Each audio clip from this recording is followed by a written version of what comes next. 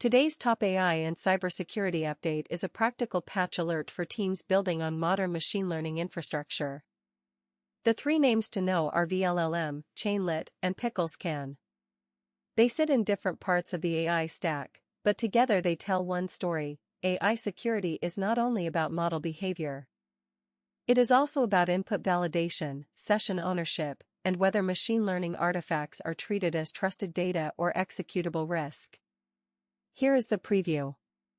First, a high-severity vLLM issue affects multimodal embedding processing when prompt embeds are enabled, and it can lead to crashes, resource exhaustion, and possible memory corruption. Second, a high-severity Chainlit issue allowed session restoration without proper ownership verification before version 2.10.1. Third, a high-severity picklescan issue allowed a malicious pickle pattern to evade detection, reminding everyone that model files can behave like code. The takeaway is simple: if you run AI services, patch quickly, restrict untrusted inputs, and review permissions around sessions and model artifacts. Why does this matter beyond one round of CVEs? Because AI systems are now production systems. Model servers are exposed through APIs. Internal AI applications are connected to files, tickets, data stores, and tools. Developer pipelines download checkpoints and dependencies from multiple places. A weakness in any layer can become a business incident when the system has access to sensitive data or important actions. Let's start with CVE 2026-56340 in vLLM.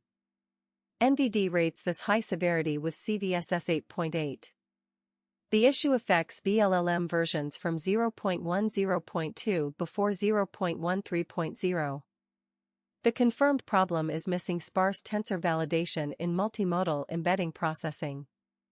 In practical terms, when prompt embeds are enabled, a crafted request can use malformed tensor indices that trigger crashes, resource exhaustion, and possible memory corruption. For builders, the important point is that model-serving endpoints are not just performance infrastructure. They are security boundaries. If an endpoint accepts embeddings, images, prompts, or other structured input from users, that input needs validation and limits. If the system is public or shared across tenants, the availability impact can be serious. One repeated crash loop can disrupt downstream applications, customer workflows, and security monitoring. The defensive response is clear.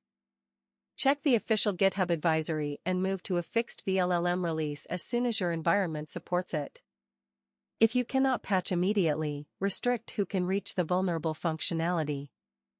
Disable prompt embeds if you do not need them. Put rate limits and authentication in front of inference endpoints.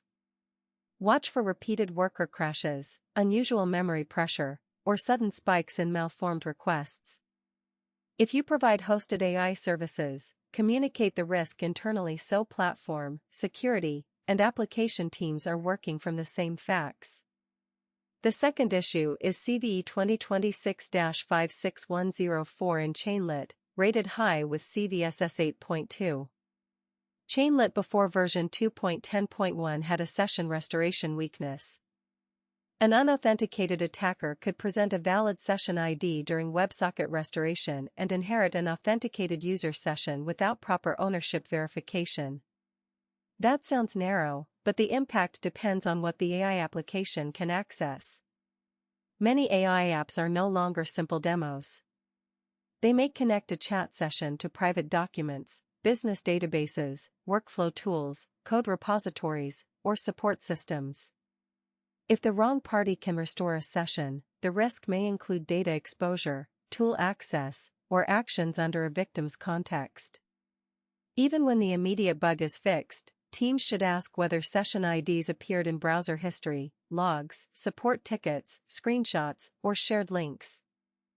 The practical steps are to upgrade Chainlit to 2.10.1 or later, invalidate suspicious or old sessions, and review restoration flows in your own AI applications.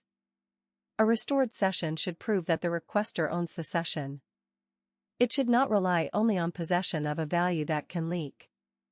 For sensitive workflows, add short session lifetimes, re-authentication before privileged actions, and logging that makes unusual session restoration visible.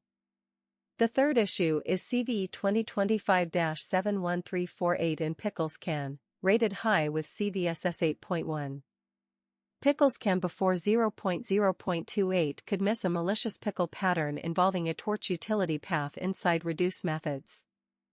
The safe, high-level lesson is this: machine learning artifacts can carry code execution risk. A scanner is useful, but it should not be the only control between an unknown model file and a powerful environment. Teams should upgrade picklescan to 0.0.28 or later and avoid loading untrusted pickle artifacts. Prefer safer formats where possible. Require provenance for models and datasets. Use isolated environments for model inspection and conversion. Keep training and experimentation systems away from production secrets. If a model artifact comes from outside your organization, treat it like a software dependency from an unknown source, not like a harmless media file. Now let's connect the three stories. vLLM is about validating complex inputs at the model serving layer. Chainlit is about proving session ownership in AI applications. Picklescan is about not trusting ML artifacts just because they look like model files. The common theme is trust boundaries. AI systems cross many of them: user to model server, browser to WebSocket session, downloaded artifact to runtime environment, assistant to tool, and developer pipeline to production service. For security teams, the checklist is short but important. Inventory where vLLM, Chainlit, and Picklescan are used. Upgrade against the official advisories. Restrict public access to model serving and AI app endpoints. Review logs for worker crashes, strange WebSocket restoration, or unexpected model loading events. Rotate or revoke exposed sessions if there is any sign of leakage. Separate experimental model handling from production credentials.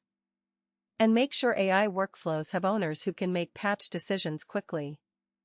For executives and product leaders, the business lesson is that AI adoption increases the need for basic engineering discipline.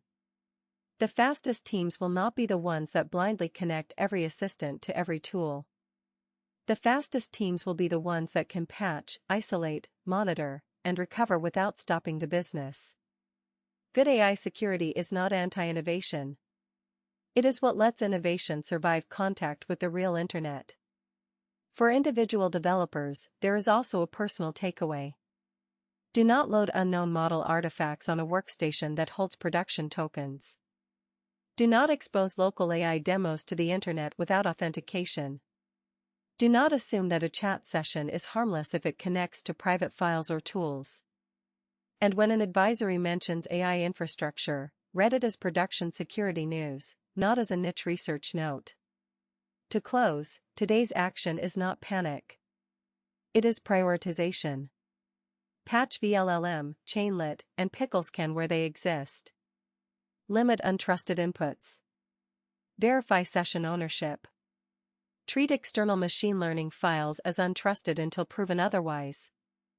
AI systems are becoming part of the critical software supply chain, and the teams that manage trust boundaries well will have a major advantage.